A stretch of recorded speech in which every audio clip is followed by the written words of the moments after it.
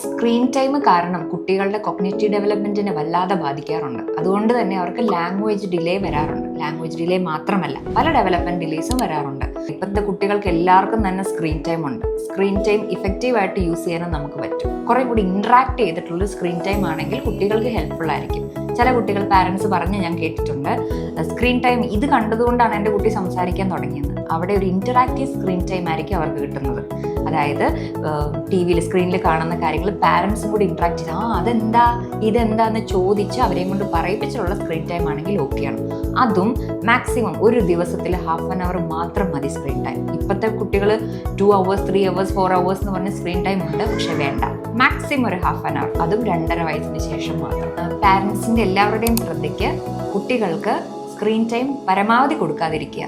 2.5 വയസ്സിന് ശേഷം കൊടുക്കുകയാണെങ്കിൽ തന്നെ ഒരു അരമണിക്കൂറിൽ കൂടുതൽ കൊടുക്കാതിരിക്കുക.